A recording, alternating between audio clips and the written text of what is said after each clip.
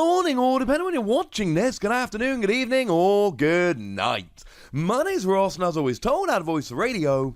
So today, I want to show you a new Vanilluxe card, which is coming along in Sword and Shield Free, over in Japan, Infinity Zone, and we don't have quite as good quality images as we usually do for these reveals, but oh my goodness, I love it, ladies and gentlemen.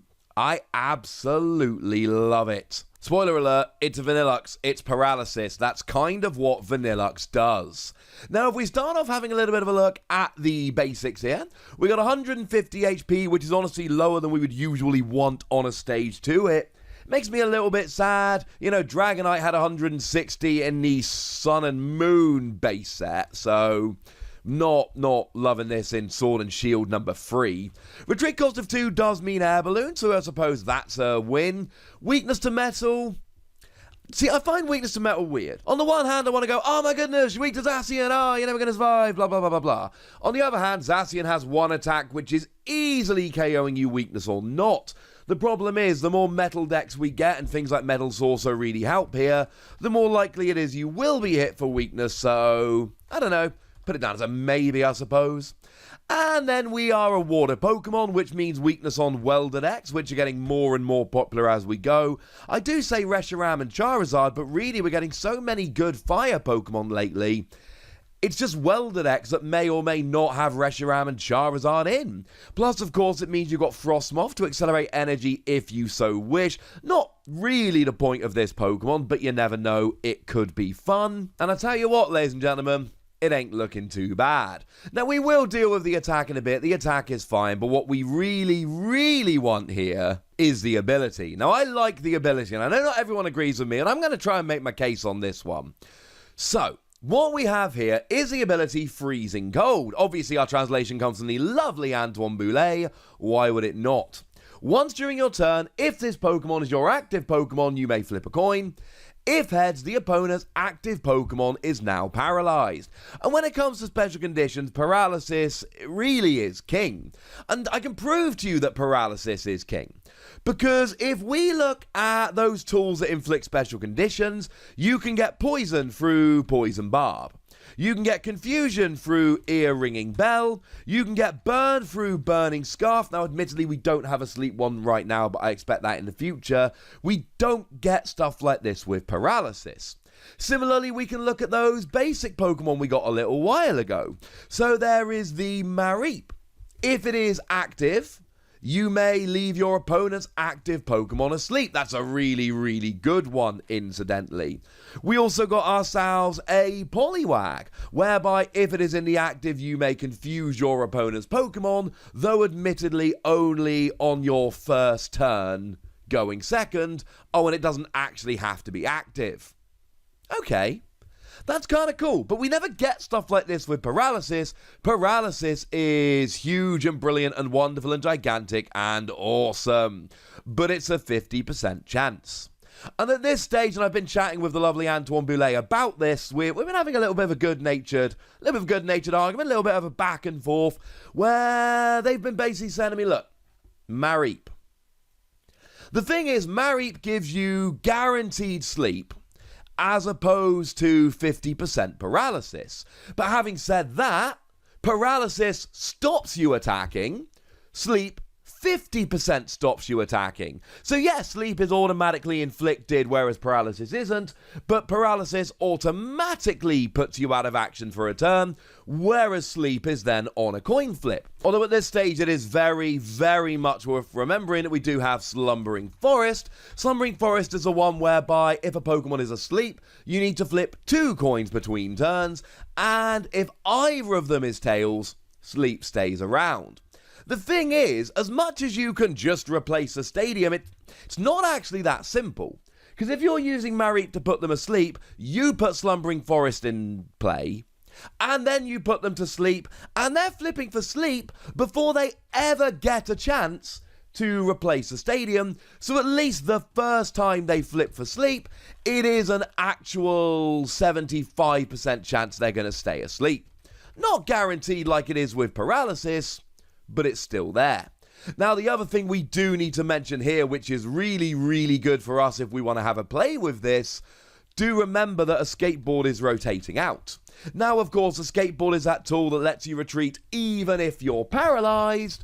Well, the good news is that it's rotating out, so if you want to use Vanilluxe, you're not actually terribly worried about this, and that's kind of hilarious. For you, far more so than your opponent, I should say. Your opponent will probably find it an awful lot less hilarious. Now, in terms of paralysis versus sleep, I still like paralysis a lot more than I like sleep, even on a 50% coin flip. Because, like I say, with sleep, you've still got the coin flip. It's just you flip after the ability puts you to sleep, rather than flipping to see if paralysis. Yes, Lumbering Forest very much puts the odds in your favour, but it does mean you're choosing that over another stadium, which you might not want to do. It means that you have to actually have it at the time, etc., etc. It's not 75% chance, it's 75% chance if you are willing to play Slumbering Forest, and if you can find it at the right time, and that is quite a bit different, ladies and gentlemen.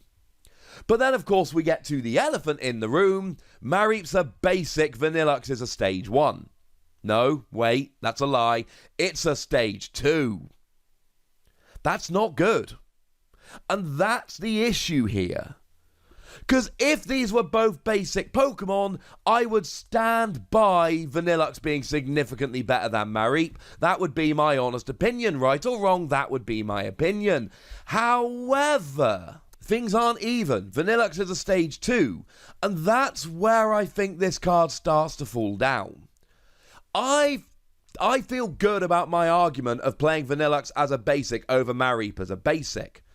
But I don't feel particularly good about my argument of playing Vanilluxe as a stage 2 over Mareep as a basic. Though I believe I have the killer point for why Vanilluxe is going to be better than Mareep in the standard format next season. Because Mareep isn't going to be in the standard format next season. So actually, here's the thing, right? Comparing it side by side with Mareep basically tells us Mareep is better. But then Mareep is rotating out, and Mareep did see a bunch of play, but it wasn't exactly a top tier deck, and this is all kind of folding in, shall we say. When would you use this? I mean, the thing is, right, the retreat cost of 2 becomes super relevant because of Air Balloon. Air Balloon lets you retreat for free, so essentially what you do is you play a bunch of switching cards, and this just becomes a tech. You switch to Vanilluxe, flip a coin, fingers crossed for paralysis. If it doesn't work, you just retreat and off you go. Worth bearing in mind, will fix this for you and will survive the rotation, so you could play a Will or 2 in your deck to guarantee the paralysis if you desperately need the paralysis right now. Unfortunately, Glimwood Tangle will not. Glimwood Tangle only works for attacks. It's Victini, but in a stadium. It doesn't work for abilities. You will not be able to do this, unfortunately, ladies and gentlemen. It doesn't work. Will does. Glimwood Tangle does not. Or you play it in a hit and run deck, something like Morpeko, for instance. Now, I'm not saying Morpeko is an amazing deck. I honestly thought it was going to be. The early results coming out of Japan really made it look like it was going to be. And then it just wasn't. It just never ended up being particularly amazing. But it's an example of a hit and run deck. Hitmonchan would be another. You got to put something in the active. Why not this? 150 HP. It can take a hit. And then if it doesn't get KO'd, you flip a coin to try and paralyze, and then retreat to Morpeko and do the whole thing again. But then again, if you're doing this, why not Casola? Because Casola, when it gets KO'd from damage, you flip a coin, and if heads, KO. A V Max gets a one-hit KO on you. They get one prize, you flip heads, and you get 3. Now, it's only got 100 HP, and it's the kind of thing that can be played around, but even so, there is a strong argument that in hit and run decks, Galarian Casola is a better option. And that's where we end up with Vanilluxe. I look at this card and I get super excited because Paralysis is incredibly powerful. One of the things we've learned about the Pokemon trading card game since it came out, Paralysis is huge. Paralysis wins games. Anytime I can get Paralysis without having to use my attack, my interest is immediately piqued. And that's what Vanilluxe does. My issue here is it's a stage 2. It's not really any better than Mareep. And that only saw play kind of here and there. In a hit and run deck, I could use Galarian Casola. Incidentally, Galarian Casola is a stage 1. Can't remember if I referred to it as a stage 2 earlier, but it's not. It's a stage 1. So it's even easier to get into play than Vanilluxe. I still love this ability. I am still going to be testing it in decks, and I think a bunch of other people will as well. But I do have to concede here that it is extremely awkward and we might have better options for some stuff. But I still love it and I'm still going to give it between 3 and 4 Wassies. We don't give half Wassies, that would be barbaric. Yes, I know we haven't really talked about the attack yet. 2 energy, 90 damage. I mean, as far as it goes, it's fine. It's the equivalent of like 3 energy, 130-ish. Which would also be fine. It's not particularly great. If you're hitting stuff for weakness, fine. But Blacephalon is rotating out. And you're 10 damage short of getting a Victini, which is kind of upsetting. And you're a little bit short of getting a Ninetales V, which is a little upsetting. I suppose you could start playing this with stuff like Vitality Band, and with a Vitality Band you would get Ninetales and you would get Victini here. And I suppose you could play it in any deck with a little bit of Aurora Energy, so that you could tech it in quite nicely. Just play 1 Aurora Energy, and if you were against one of these Pokemon that was weak, maybe with Vitality Band. But no, if you're playing a water deck, you're going to have better water attacking options. If you're not playing a water deck, is this really a good enough attack to warrant Aurora Energy and Vitality Band just to make it work? I don't think so, ladies and gentlemen. I don't think so. But I would like to know what you think. So let me know in the comment section. Go nuts, be nice. And then make sure you like this video, subscribe to this channel, follow me on Twitter at @TheWassie, and Twitch for some live action at twitch.tv/PTCGRadio. If you want to support the channel, get some bonus podcasts and all that good stuff, head on over to patreon.com/PTCGRadio, where you can do exactly that. And please do make sure you're checking out youtube.com/WassiePlays, where you can find out about a whole bunch of games that don't have Pokemon in, but are pretty gosh darned awesome nonetheless. But by far the most important thing, as always, look after yourselves till next time, would ya? Thank you very much for watching. My name's Ross, and you've been watching PTCG Radio.